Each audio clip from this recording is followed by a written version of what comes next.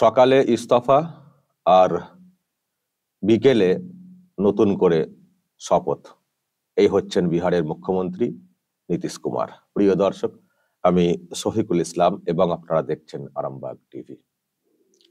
দর্শক, আজকে দুপুরেই আমি একটা প্রোগ্রাম করেছিলাম যে নীতিশ কুমার মুখ্যমন্ত্রীর পদ থেকে ইস্তফা দিয়েছেন রাজভবনে গিয়ে, এবং এটাও বলেছিলাম যে জল্পনা চলছে আজকের মধ্যেই তিনি আবারও মুখ্যমন্ত্রী হিসেবেই শপথ নেবেন, কিন্তু নতুন জোটে গিয়ে, মানে এনডিএতে গিয়ে। তো সেটাই হয়েছে, আজকের মধ্যেই উনি মুখ্যমন্ত্রী হিসেবে নতুন করে শপথ নিয়েছেন এবং সেটা নিয়ে অনেক সব চর্চা হচ্ছে, অনেকেই অনেক কথা বলছেন। দর্শক, আমি এখন একটা রিয়াকশন আপনাদেরকে দেখাবো। রিয়াকশনটা হচ্ছে,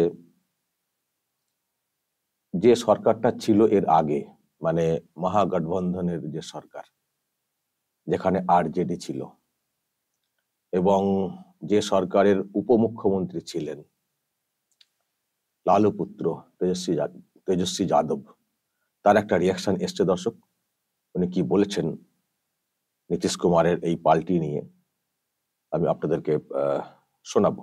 শুনুন তেজস্বী যাদব তিনি কি রিয়াকশন দিয়েছেন নীতিশ কুমারের এই মানে অবস্থান পরিবর্তন নিয়ে। শুনুন দর্শক। देखिए, नीतीश कुमार जी पहले भी आदरणीय थे, अभी भी हैं और आगे भी रहेंगे।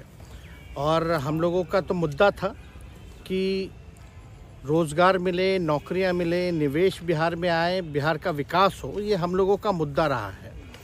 और आप लोग सब लोग जान रहे हैं कि आज हमने सुना है कि क्रेडिट लेने की बात उन्होंने कही है, तो कोई क्रेडिट क्यों ना ले। हमारे 79 विधायक हैं और उनके जो विधायक हैं वो 45 हैं, मंत्री हमारा है, विभाग हमारा है, तो हम क्रेडिट क्यों ना लें।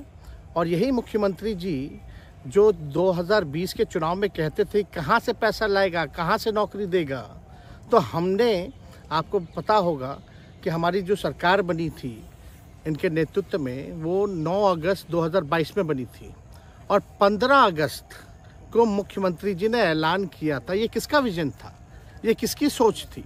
तो जो मुख्यमंत्री कहता था कि यह असंभव है नौकरी देना, उसको हमने एक हफ्ते के अंदर जो है उनसे बुलवाने का काम किया। जो कहता था असंभव है, तो हम लोगों ने जिस हिसाब से विकास के काम किए, नए नए नीति लाए, टूरिज्म डिपार्टमेंट हमारे पास था, हमने टूरिज्म पॉलिसी लाया। आईटी डिपार्टमेंट राज्य कोटा में था, हम लोगों ने जो है आईटी पॉलिसी लाई। और भी कई जो पॉलिसीज़ हैं हम लोगों ने लाने का काम किया। स्पोर्ट्स पॉलिसीज़ हम लोगों ने लाने का काम किया। जो खेलेगा उसको भी नौकरी मिलेगा सरकारी, और जो पढ़ेगा उसको भी नौकरी मिलेगा। शिक्षा विभाग किसका था, राष्ट्रीय जनता दल के पास था। हमारे मंत्रियों ने लगातार जो है नौकरियां देने का काम किया। और ये 17 महीने में जो काम हुआ है, ऐतिहासिक काम हुआ है, जो आज तक पूरे देश में नहीं हुआ है। और ये भाजपा और नीतीश जी की तो सरकार 17 साल भी रहे, तो 17 साल बनाम 17 महीने जो काम हुआ, एक विभाग ने वर्ल्ड रिकॉर्ड बनाने का काम किया। एक विभाग ने एक दिन जो है 70 दिनों के अंदर जो है 2 लाख से भी ऊपर जो है हम लोगों ने नियुक्तियां पत्र वितरण करने का काम किया। ये ऐतिहासिक काम है, किसी भी राज्य में नहीं हुआ। और अब तक हम लोगों की सरकार ने लगभग जो है, जो गवर्नर ने भी जो स्पीच दिया अभी 26 जनवरी को, तो 3.5 लाख से ऊपर की बात कही उन्होंने, नौकरियां दिया। तो किसके राज्य में हुआ, किसका विजन था। तो कहीं ना कहीं से जो लोग कहते थे कि इनके लोग काम नहीं करते थे, हम लोगों ने तो इतना इनसे करवाया जिनका कोई विजन नहीं था, जो थक गए थे, थके हुए मुख्यमंत्री थे, उनको हम लोगों ने इतना काम करवाया। तो इतना काम तो हुआ ही है सारा। और आप लोग सब लोग जानते हैं कि जो भी बातें ये कह रहे हैं इनको खुद भी नहीं पता। हालांकि हम कोई व्यक्तिगत टिप्पणी नहीं करना चाहते हैं, और हम इतना अपने लोगों को आश्वस्त करते हैं कि ना हम में गुस्सा है, ना हम में नाराज़गी है। हम बड़े संयम रूप से हम लोगों ने गठबंधन धर्म का जो है पालन किया है, और उसी हिसाब से हम लोग आगे जनता के बीच अपनी बातों को रखेंगे। लेकिन एक बात स्पष्ट रूप से मैं कह देना चाहता हूँ कि अभी खेल शुरू हुई है, अभी खेल बाकी है, और मैं जो कहता हूँ वो करता हूँ। और आप लिख के ले लीजिए, जनता दल यूनाइटेड जो पार्टी है 2024 में ही खत्म हो जाएगी, ये निश्चित रूप से लिख लीजिए। और अभी तो खेल शुरू हुआ है, खेल बाकी है। अभी इन लोग जो भी करें, लेकिन मेरा स्पष्ट रूप से मानना है कि जनता हमारे साथ है और हमारा साथ देगी। और हम तो भाजपा के लोगों को भी धन्यवाद देते हैं, शुभकामनाएं देते हैं। चलो, जनता दल यूनाइटेड को अपने साथ लिया। उन्होंने कहा कि आपने मजबूर कर दिया उनको। किस चीज़ की मजबूरी थी ऐसी? क्या तर्क देंगे? उनके साथ के सहयोगी पूछ रहे हैं कि तर्क क्या देंगे? शिक्षा व्यवस्था में सुधार जो अब तक नहीं हो पाया था,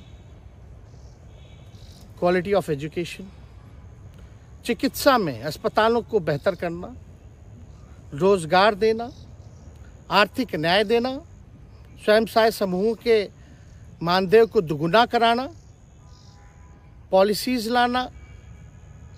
तो इससे सोच रहे थे कि भाई ये नौजवान है, हम इतने साल से मुख्यमंत्री हैं, अब तक ये काम 17 सालों में भाजपा के साथ डबल इंजन में रह करके नहीं कर पाए, और ये डिप्टी सीएम होकर के इनकी राजद के मंत्रियों ने इतना काम कर दिया, तो ये पच नहीं रहा होगा। आपका क्या रह गया इस सरकार में जो आपने 10 लाख की वादा किया? किस किस डिपार्टमेंट में बाकी रह गया जो आपने नहीं कर पाया? लगभग हर जगह निपा दिया है।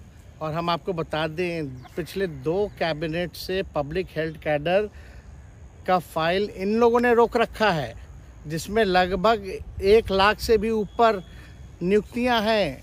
हम लोगों ने पास भी किया सारी चीज़ें, लेकिन ये लोग कैबिनेट में नहीं आने दे रहे। 2 कैबिनेट से नहीं आने दे रहे। चाहे आशा वर्कर का भी है, ये भी आने वाला है जल्दी। तो हम लोग तो देखिए काम में विश्वास रखते हैं। हम लोग तो रात रात भर घूम करके छापा भी मारने का काम किया है। कहीं कमी हो तो उसको दुरुस्त करने का काम किया है, ईमानदारी से काम किया, धर्म निभाया। लेकिन अभी तो खेला बाकी है। आज भले ही लोग ओथ ले लें, लेकिन कितना दिन ये लोग रहेंगे, इनको कुछ नहीं। जनता के बीच में आप क्या कह कर जाएंगे? क्योंकि आपने बड़ा सही, आपने जैसा ने कहा कि संयम बरते, आपके तरफ से अभी तक कुछ नहीं कहा गया, सरकार गिर गई, तो अब आप क्या कहेंगे? क्योंकि लोग तो आपसे उम्मीद लगाए रखे थे। सरकार हम लोगों ने बड़े उम्मीदों के साथ बनाया था, और किस उद्देश्य के साथ बनाया था वो नीतीश कुमार जी ने आपको उस समय बताने का भी काम किया। ये गए हैं, इन्होंने इसकी हत्या की है, तो जनता इसका जवाब देगी। सम्राट चौधरी सर पे मुरेठा बांध के घूम रहे थे कि इनको अब देखिए, अब इस पे क्या टिप्पणी, पुरानी बातें नहीं, काम की बात होनी चाहिए। कौन क्या कहता था, ये क्या हुआ नहीं हुआ, अब ये तो सारा इतिहास है।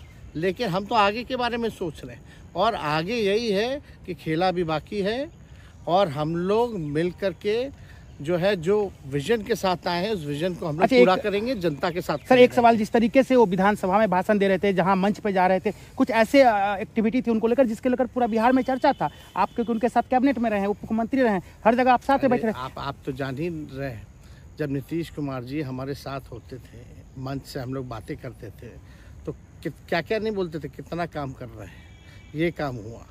आज तक कभी नियुक्ति पत्र किसी सरकारों, बिहार सरकार नीतीश कुमार जी को बांटते हुए देखे थे क्या? हम आए तब ना बंटवाना शुरू किए, उसके बाद ना भारत सरकार बांटना शुरू किया। कोई ये सब भूलता है कोई? बीजेपी को क्या कहेंगे? बीजेपी ने कहा, शुभकामना है बीजेपी के लोगों को, बीजेपी के लोगों को शुभकामना। इससे ज्यादा भी हम, इंडिया गठबंधन आपका खत्म हो गया एक तरह से। अरे इंडिया गठबंधन मजबूत है, ठीक है, जो होता है अच्छे के लिए होता है। उन्होंने कहा था कि हम मर जाएंगे, दोबारा बीजेपी के साथ नहीं जाएंगे, लेकिन एक बार फिर से वो पलटी मार दिए। पूरा देश पूछ रहा है। नहीं, इस पे क्या बोलना, ज्यादा हमको नहीं कहना, इसमें जवाब जनता देगी। দর্শক শুনলেন তেজস্বী যাদব সদ্য প্রাক্তন হয়েছেন উপমুখ্যমন্ত্রীর পদ থেকে। সরকার তাদের চলে গেছে, উপমুখ্যমন্ত্রীর পদটাও চলে গেছে, প্রাক্তন হয়েছেন। তারপরে উনি মানে রিয়াকশন দিয়েছেন আর কি, এটা। তো এখন আমি দর্শক এটা নিয়ে বেশি কিছু বলতে চাই না, আমি আপনাদের রিয়াকশন দেখতে চাই উনি যেসব বললেন কথা। তবে যা বুঝলাম, যা বলার উনি ওই চাচাকে উদ্দেশ্য করেই বলেছেন, নীতিশ কুমারকে উদ্দেশ্য করেই বলেছেন, বা তার দলকে উদ্দেশ্য করেই বলেছেন। বিজেপির সম্পর্কে উনি কিন্তু মানে সেরকম কিছু বললেন না। বিজেপির বিষয়ে শুভকামনা মানে এটাই বললেন, কিন্তু কোনো কটাক্ষ করা মানে সে অর্থে উনি কিন্তু করেননি।